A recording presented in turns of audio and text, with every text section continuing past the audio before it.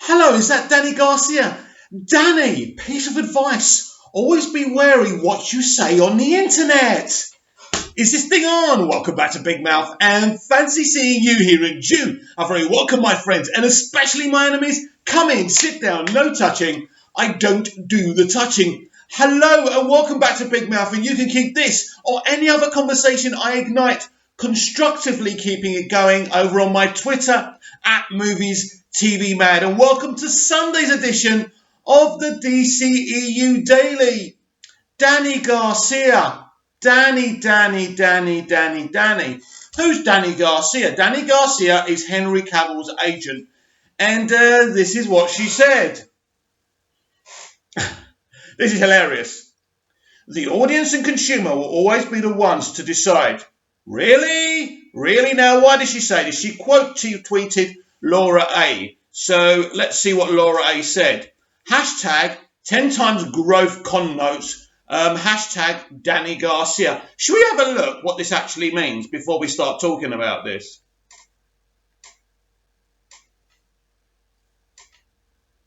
Now we've got Brandon Dawson. Who's Brandon Dawson? No, I've no idea. But it stands, basically it stands. She says the audience and consumer will always be the ones to decide.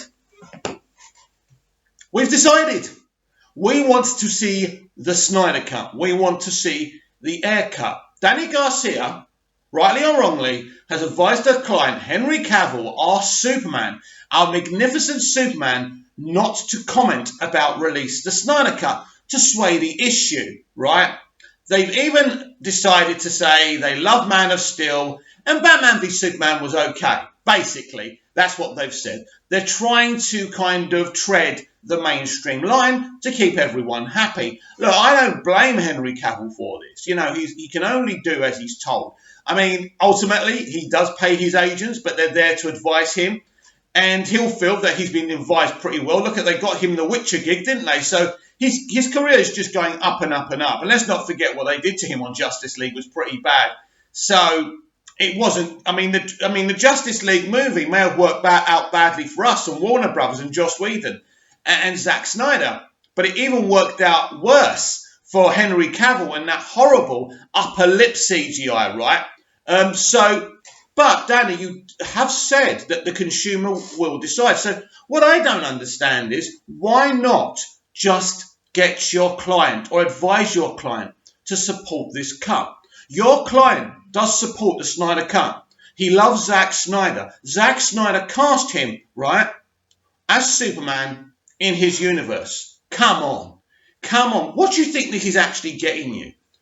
Maybe you're in negotiations for Henry to come back as Superman. Maybe that's a dumb thing now, and you don't want to, I don't know, put the kibosh on that. But it's silly. Everyone else who was involved with Snyder's films has shown support and said the Snyder Cut should be released, or they would like to see it at the very least. It's time, Dany. The consumer will decide. The consumer has decided, even the ones who don't like Zack Snyder, that just out of intrigue, they'd like to see the Snyder Cut. It's time.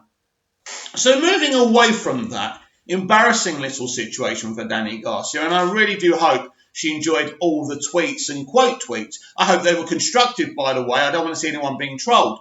But I hope she understands the power of the wanting, of the support for the Snyder Cut, and she understands that nothing can stop it now. We won't stop until we get it. We are going to right this wrong. And for anyone who says all the hashtags to Warner Brothers and all that is wrong, don't forget what Warner Brothers actually did to Zack Snyder and the rest of the cast. We've already heard Ben Affleck be very, very candid with his opinion, pretty much calling it the Justice League theatrical cut a mutation at the very least, right? It's not good. Of course, Ben was still going with the director left because of a family situation. Still not buying it. So, right, why won't Warner Brothers, after 2 years, over 2 years now, 2 years and a quarter, why won't they release the Snyder Cut? Because whatever they're screwed. They're damned if they do, and they're damned if they don't. Let me explain to you what I'm trying to say. If they release the Snyder Cut, guess what's going to happen? Yeah, I know we keep on saying all we want is the Snyder Cut, then we'll move on. We won't, because once we see the Snyder Cut, we'll want more and more and more. We'll want the other two Justice League movies. We'll want him to come back to do A Man of Steel 2. We won't stop. And Warner Brothers knows this. Warner Brothers knows something else. That, in all probability, the Snyder Cut of Justice League is probably better than Aquaman. It's probably better than Shazam. And probably better than Birds of Prey, right? Now, I love all three of those movies. I don't want anyone to get this twisted or misunderstand me, right? I'm consistently supportive of what Walter Hamada is attempting to do, so I don't want to sound disrespectful. But the truth is, that cut of Justice League, in all probability, is going to be better than what we've already got, right? Apart from BVS. And we know that Man of Steel and BVS are far superior than Shazam and Aquaman. Joker's a brilliant movie, but I think they're better than Joker as well. And Birds of Prey. Those films are better and far superior. Some won't agree with that. Some will say Shazam's better than those films. And you're entitled to that opinion. I just don't agree with you. And I'm always happy for a heated, constructive conversation about these things. So in all probability, Zack's cut of Justice League is superior to what Warner Bros. Have done since Justice League. That's another reason why they won't release it. They don't want to go that direction. They're scared. They had issues with Zack because of the reaction to Batman v Superman and to a lesser extent Man of Steel. And this is the whole issue now. They know they probably want to go back there, right? It's like wanting to go back to an ex, but you're worried because your ex is a bit aggressive. She likes excessive sex and she wants to dominate you. And even though it was fun, you're a bit worried about the kind of collateral damage that might leave. And that's the same with going back to Zack Snyder. Zack Snyder's an auteur, a creative, but he does things in a very unique way. And he wants to be in charge of what he's doing, and he doesn't want people messing with him.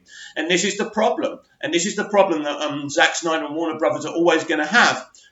And really, it's like, let me give you another kind of comparison, an analogy to a relationship. It's those relationships that everyone's envious about, and both sides of your friends, your girlfriend's friends and the boyfriend's friends are always stirring the shit. They're always trying to split you up.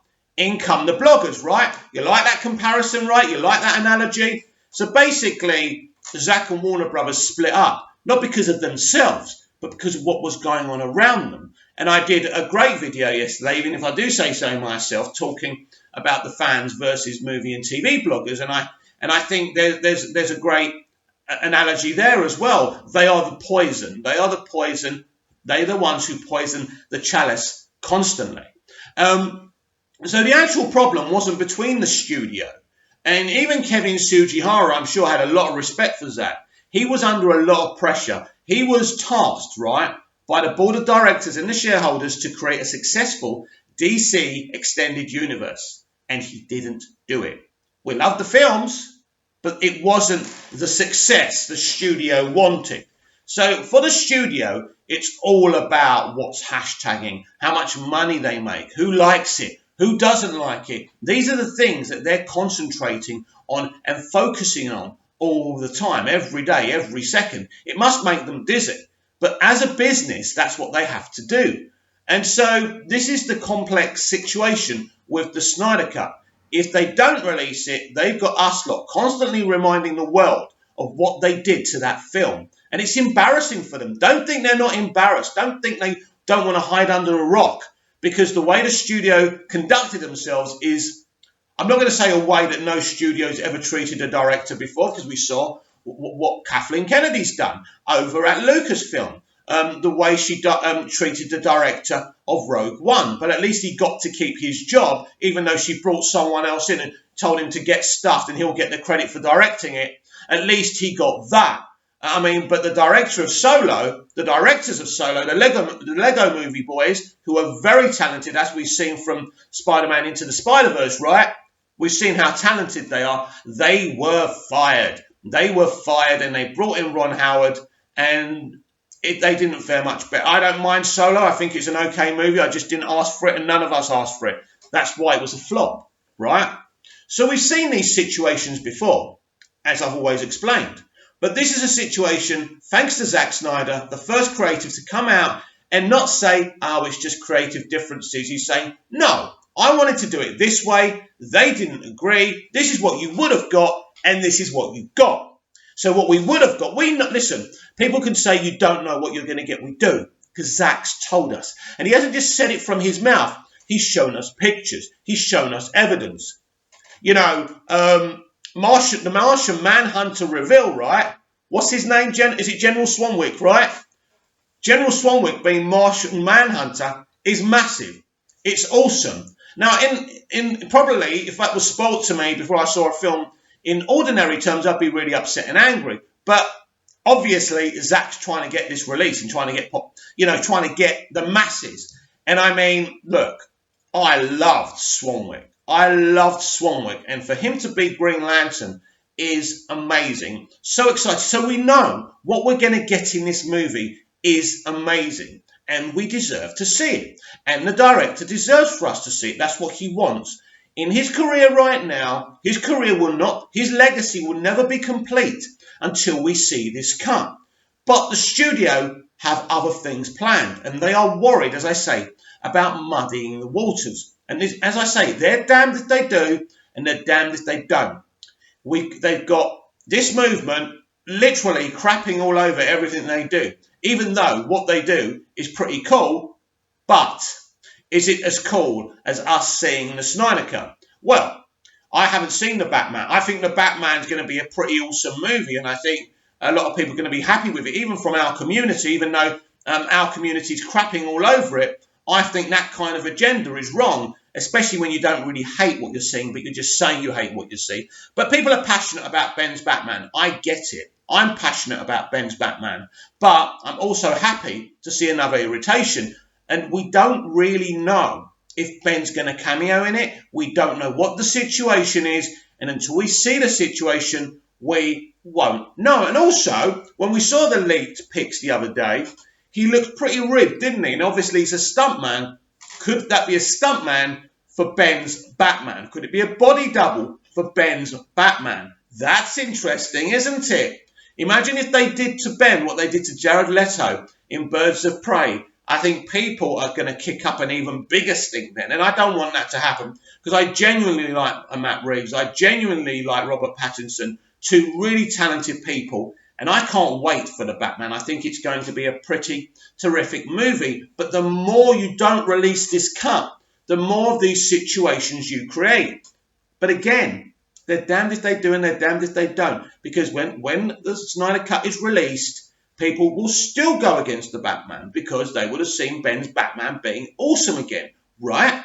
Here's the problem. This situation will, in fact, whether we see the cut or we don't see the cut, this situation will be there. So in those terms of thinking, basically, they should just release the cut because this problem is never going to leave them because they started this franchise the wrong way.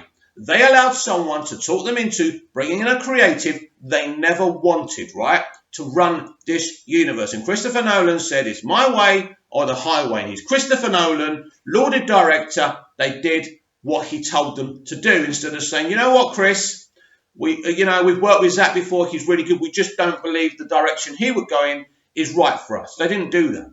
And this is how it started wrongly. And as much as I love Man of Steel and Batman v Superman, and as I say, it's sad that I have to say that every sentence, but I have to make my position clear. I still think commercially as a franchise, they started on the wrong foot because they weren't comfortable with what they were doing. And a company should be in charge of what they're doing. After all, it is their money, right? But they allowed it to happen. And look where we are now. We've got the fans, right? We've got the fans who love Zack Snyder, who love BVS and MOS, right? And then you've got the fans who like the other part of it, the Shazams, the Aquamans, right? So now you've got this parallel situation going. And these conversations will never stop. What was better, BVS, MOS? What would have been better, seeing Justice League and Justice League 2? on seeing what we got after Justice League. Fans will come from that direction and fans will come from that direction. This is the situation that they've started. These are very muddy waters, boys and girls, and these muddy waters will never be clear. You'll never be able to see your face in it. And this is the problem. But this is why I feel just release the cut anyway. Earn yourself some goodwill, at least. But you know what happens after that goodwill? You know what people are going to say after they've seen that movie? You see, you shouldn't have sacked Zack Snyder. You shouldn't have forced him to compromise. That's what the narrative and the dialogue and the conversation will be. So as I say, very muddy waters. It's never going to go away. It's never going to stop. So just release the movie anyway, because you've got those problems already. Nothing is solved or unsolved, basically. But people get to watch something they should have seen in November 2017. And then you wouldn't have had this situation, because after Justice League, even if you just did the one movie and it was 3 hours long, let's just say, people would have been happy. And then you could have even announced it during the film or after the film that Zack Snyder's stepping down to move on with his career, and announce who you're bringing in. There would have been voices of dissent, but not in terms of this, not in terms of what you did. What you did, Warner Brothers, you incited more sympathy for a man you wanted to move on, right? But if you moved him on after Justice League, yeah, people would have been upset, but not like this, because he looks like the victim, because he is the victim. And that's the problem with this situation, a problematic situation that isn't going anywhere, whatever they do. And that's why I say, just release the damn cut. And just before I go, by the way, Ezra Miller has also said that the Snyder Cut should be released. He was signing autographs at a convention or something. A fan asked him, I think it was a foreign fan, not speaking English. I saw the video of it, I can't find it again, but he definitely said he supports Zack Snyder and his cut of Justice League. Everyone does publicly apart from Henry Cavill, because he's taking the wrong advice. And Dany Garcia, you said the consumer will decide. The consumer's decided. Tell your client to come out and do what he's always wanted to do, what he knows is right in his heart. To come out and say, release the Snyder Cut on an Instagram video. It's not like we're forcing him to do it. He supports it anyway, secretly. He's only taking your bad advice to just tell him. Do you remember, like in Rocky, is it Rocky 2? When the whole film, Adrian doesn't want him to fight. So he gives up fighting, he leads a miserable life, and Apollo is daring him to give him a rematch, right? So Adrian is rushed to hospital. She's in a coma for months. And all he can do, he's given up everything, because he goes against her wishes and starts training. But he gives it all up because his wife's in a coma, right? And then she wakes up, and this is one of the brilliant, best moments in film. And she says, do something for me. And he goes, anything. And then she goes, win. This is what you need to do, Dany. You need to tell your client those magic words so he can say what he's always wanted to say. Support Zack and say release the Snyder Cut. Please like, share and subscribe. Please comment down below. And I'll be back tomorrow with more DCEU Daily. See you then.